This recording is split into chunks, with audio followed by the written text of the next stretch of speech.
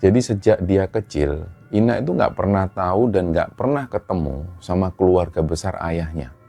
Bahkan sama kakek dan neneknya dari jalur ayahnya itu dia nggak pernah ketemu. Ada seorang laki-laki ini datang ke rumah Ina, beliau itu bapak-bapak. Nah si bapak-bapak ini datang ke rumah nyari ayahnya Ina, nyari Pak Baskoro.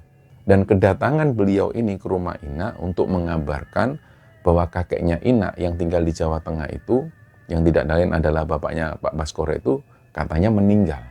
Jadi singkatnya waktu itu Ina pun berangkat sama ayahnya menuju ke sebuah desa di Jawa Tengah.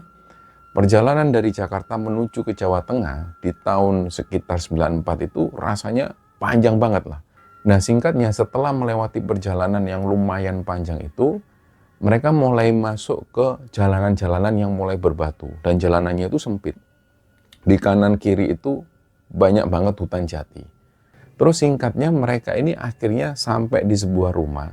Disitulah Ina ngelihat ada sebuah rumah joglo. Rumahnya itu besar banget. Dan begitu Ina ini masuk ke dalam rumah itu, Ina masih ingat betul situasinya waktu itu. Suasananya pun juga masih dia ingat. Dan yang jelas, baunya itu juga masih dia ingat sampai sekarang. Jadi dia itu sempat mencium aroma yang aneh-aneh. Bau yang aneh-aneh. Nah terus ada pemandangan aneh yang lain.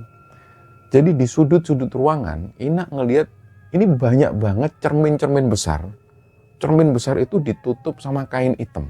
Pokoknya cerminnya ini besar-besar banget.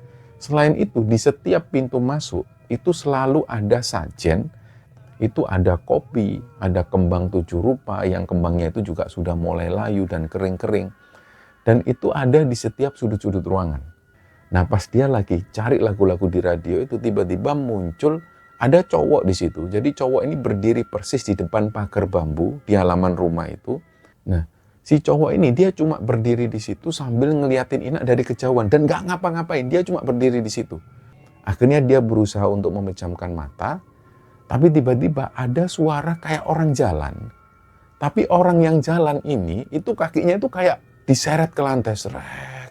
Ina ini iseng, dia mau membenarkan kain itu supaya ditutup lagi. Karena dia nggak nyaman sebenarnya ketika cermin ini kelihatan. Tapi pas tangannya ini nyentuh kain, dia lihat permukaan cermin itu agak gerak. Dan ini asli gerak, bukan karena angin atau apa, tapi bener-bener kayak ada yang gerakin.